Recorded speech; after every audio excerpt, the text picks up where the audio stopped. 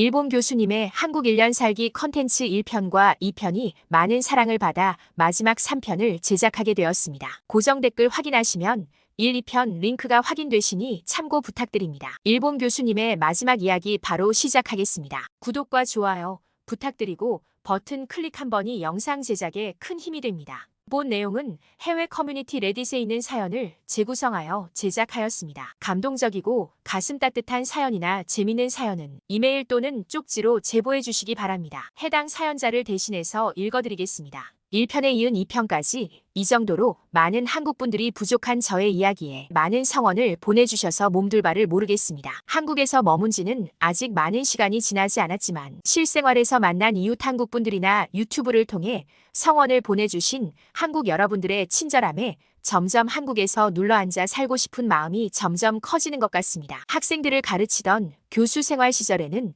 제가 담당한 행정학 분야에서 좀 더 깊은 탐구를 할 수 있도록 도움을 주는 교육자로서의 행복이 가장 컸다라고 한다면 지금은 한국에서 지내면서 과거에 일본이 한창 발전해 나갈 시기인 격동기를 느끼면서도 친절하고 정 많은 한국분들과의 새로운 만남이 제게 가장 큰 행복이 되었습니다. 은퇴 생활을 잠시 한국에서 시작해보자는 결정을 하게 된 것에 대해 전혀 후회가 없을 정도로 너무나 만족스러운 한국 생활을 보내고 있습니다. 이번에는 마지막 최종편을 준비해보았습니다. 원래 2편에서 마무리 지으려고 했지만 글을 쓰다 보니 점점 이야기가 길어지고 여러분들의 성원에 좀 더 글을 잘 쓰고 싶은 욕심이 생기다 보니 이렇게 3편까지 오게 된 것 같습니다. 이번 편에서는 한국에서 지내다 보니 일본과 현격하게 차이나는 시스템에 대한 격세지감을 느끼게 되어 자국인 일본에 대해 따끔한 일침을 가하려고 합니다. 다소 지루하실 수도 있는 내용이지만 이대로 가다간 일본이 더 이상 미래를 그릴 수 없으니 가까운 나라 한국과 자세를 낮춰 소통해서라도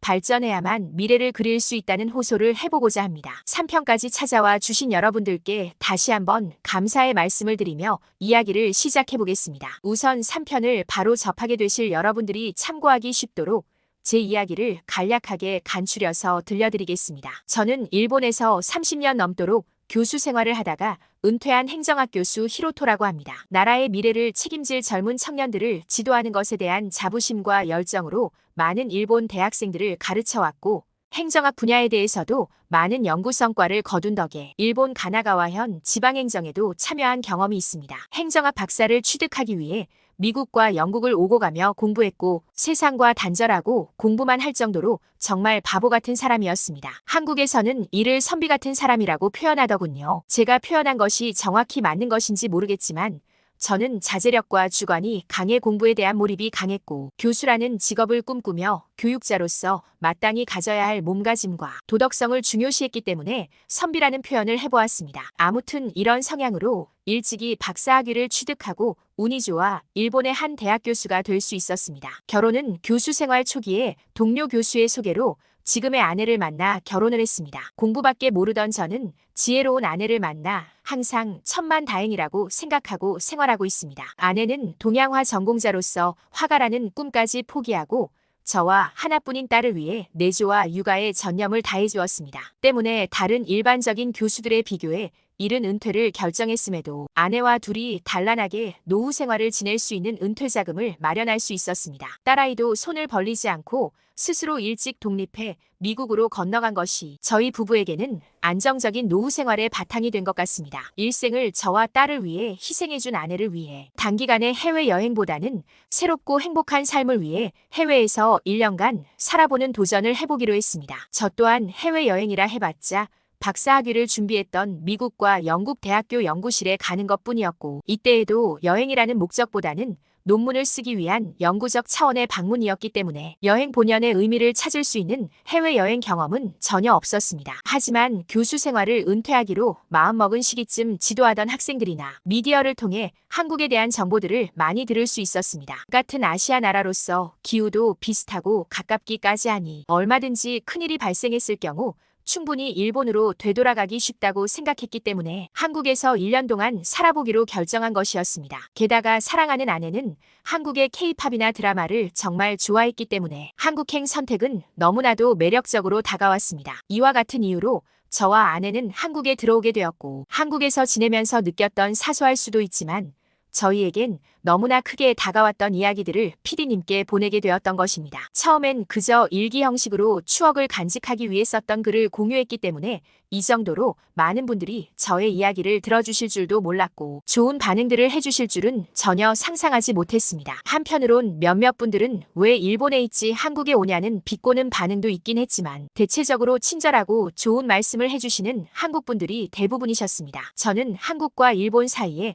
역사적 사실에 근거한 수많은 한국 여러분들이 분노하실 만한 일들이 많이 있다는 것을 명확히 알고 있습니다. 때문에 그저 일본인이라면 가슴속 깊이 자리 잡았던 악감정이 표출되기 마련이라고 생각합니다. 그리고 저는 한국 여러분들의 악감정에 대해서 완벽히는 아니더라도 충분히 그러실 수 있다고 생각합니다. 일본 정부에서 과거의 역사적 사실에 대해 인정하지 않고 사과하지 않는 태도는 한국 여러분들이 일본에 대해 분노하실 수밖에 없다고 생각합니다. 이러한 분위기는 일본 지식인들 사이에서 공연히 널리 알려져 있습니다. 하지만 워낙 정치적으로 일본은 폐쇄적인 데다가 혈연 관계로 세습되는 정치권력 때문에 변화되고 있지 않습니다. 아무리 많은 지식인들이 연대해 이러한 정치 기조를 바꾸라고 한 목소리를 내어도 꿈쩍하지 않을 뿐만 아니라 뒤에선 밥줄을 끊어내려고 수단과 방법을 가리지 않습니다. 때문에 이 편에서도 말씀드렸듯이 수많은 지식인들이 현재 일본에서 빠져나오려 하고 있습니다. 일본의 한 국민으로서 저라도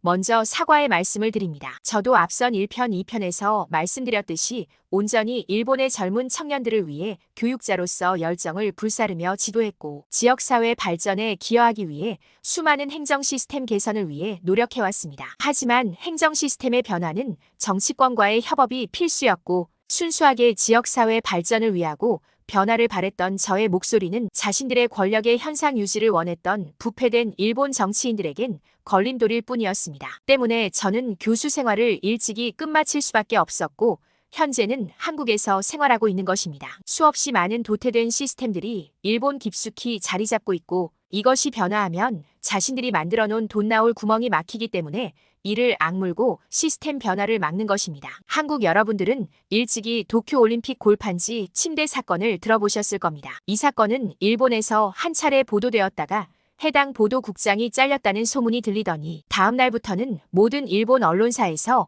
골판지 침대가 좋은 점에 대해서 기사를 내놓더군요. 저는 그때부터 나라에 망조가 들었다는 것을 느끼고 너무나 한탄스러웠습니다. 이미 사실에 근거한 내용이니 말씀드리겠습니다. 골판지 제품을 판매하거나 골판지 업체에 원재료를 납품하던 업체인 패키징 사장이 누구였습니까? 바로 아베 신조 전 일본 총리의 형인 아베 히로노부였습니다. 한국에서는 이를 여러 차례 보도했고 미국과 영국에서도 대대적으로 보도되는 매우 부끄럽고 망신스러운 소식이었습니다. 세계 모든 사람들이 지켜보는 축제인 올림픽에서 선수들이 사용할 침대를 일부러 골판지를 만들고 형에게 이러한 제품을 생산 납품하게 이득을 취하려는 행태가 납득이 되십니까? 한국이었으면 진작 탄핵되거나 정치 생명이 끝장났을 겁니다. 정치권이나 언론이나 또 얼마나 기가 막히게 연결되어 있으면 한창 코로나 시국인 것을 착안해 골판지의 침대가 성관계 방지로 인해 코로나 감염 예방까지 된다면서 온 방송사에서 홍보할 정도였으니 정말 할 말이 없습니다. 제가 한국에서 지내게 되면서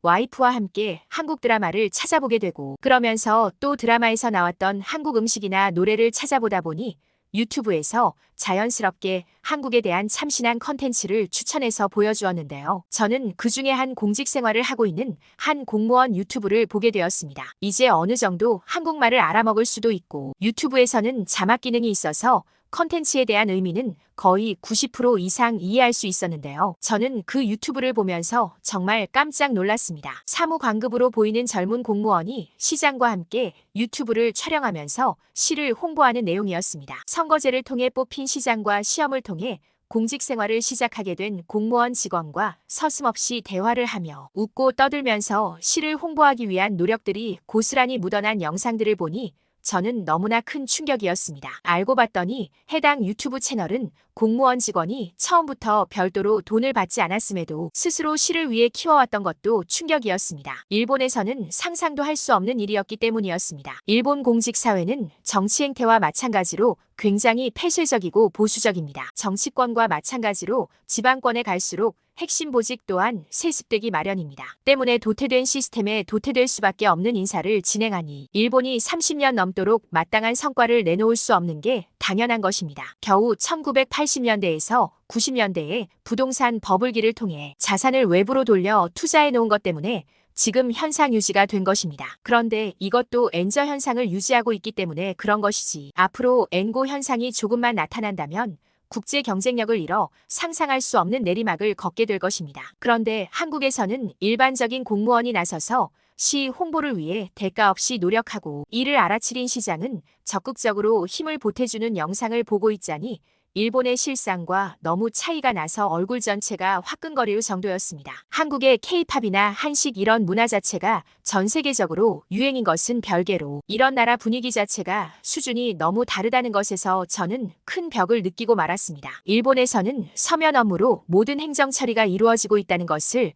한국 여러분들은 많이 알고 계실 겁니다. 이러한 낡아빠진 서면 형식의 행정 처리를 개선하기 위해 디지털 행정을 하겠다는 일본 정부에선 72세 교수를 디지털 행정 수장으로 앉혔는데 도무지 이해할 수 없는 인사를 진행하고 있습니다. 일본에서는 1718개의 각 지자체가 고유 시스템을 운영하는데 심지어 같은 지자체 내에서도 서류 양식과 기입 방법이 제각각입니다. 한국으로 예를 들자면 서울에서 행정 처리하는 방식과 부산에서 행정 처리를 하는 방식이 다르다는 얘기입니다. 한국에서는 10초 안에 기계 앞에서 발급받을 수 있는 기본적인 증빙 서류 절차도 1718개의 방식이 존재한다는 얘기입니다. 이는 모든 국민들에게 혼선을 줄 뿐만 아니라 공직에서 부정부패가 일어나지 않도록 주기적인 인사이동을 진행했을 때 공무원들에게 새롭게 일을 다시 배우게 해야 하는 매우 비효율적인 시스템입니다. 심지어 이런 도태된 시스템을 유지하기 위해 매년 한국 돈으로 5조 원에 가까운 돈이 들어갑니다. 1960년도부터 디지털화를 앞세우던 일본은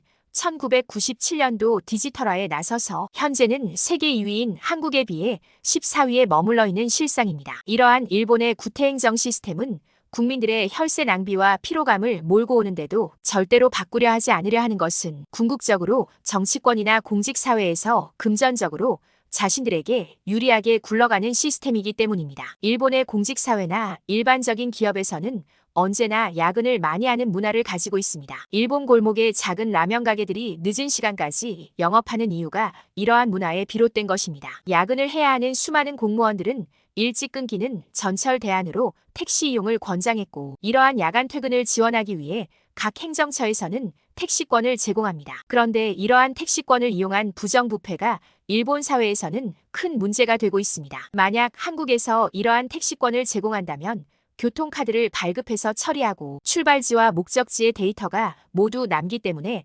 부정부패가 일어나기가 쉽지 않을 것입니다. 하지만 일본에서는 이러한 택시권을 종이로 발급하고 택시기사의 사인만으로 금액이 측정되고 확인되었습니다. 때문에 택시기사와 공무원 간의 말맞춤으로 3, 40만 원 이상의 금액을 기재하고 사인을 받아 택시기사는 수수료를 챙기며 공무원들은 자신들만의 뒷돈을 만들어 나가고 있는 실정에 있습니다. 원래부터 일본 택시비는 비싸니 거리만 말을 맞추고 이러한 문제를 전혀 문제 삼지 않고 공연이 일어나고 있으니 수많은 공무원들이 낮에는 일을 열심히 하지 않을 뿐만 아니라 불필요한 야근을 하려 하고 택시권을 챙겨 월급을 불리는 것입니다. 이러니 정치권과 더불어 공직사회에서 누가 정상적인 디지털 행정 시스템을 만들려고 노력을 하겠습니까? 한국에서 지내면서 비교되는 모습에 너무나 개탄스럽습니다. 저는 일본 정치권에서 받은 수모가 지긋지긋해서 은퇴하고 해외 생활을 하며 인생을 마무리하려는 마음을 먹고 도피한 일개 학자이기도 합니다. 하지만 그동안 지도했던 수많은 제자들이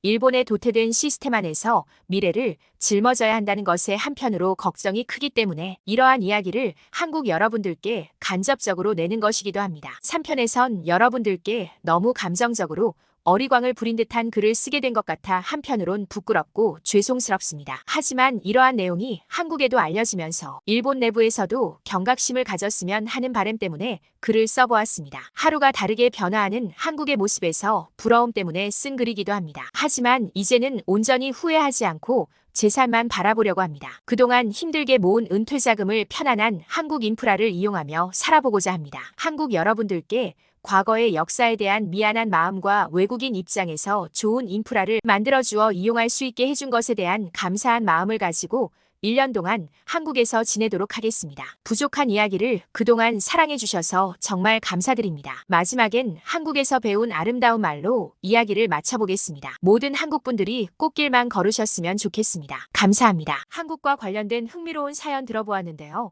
여러분은 어떻게 생각하시나요? 여러분의 생각을 댓글로 남겨주세요. 구독과 좋아요는 영상 제작에 많은 도움이 됩니다.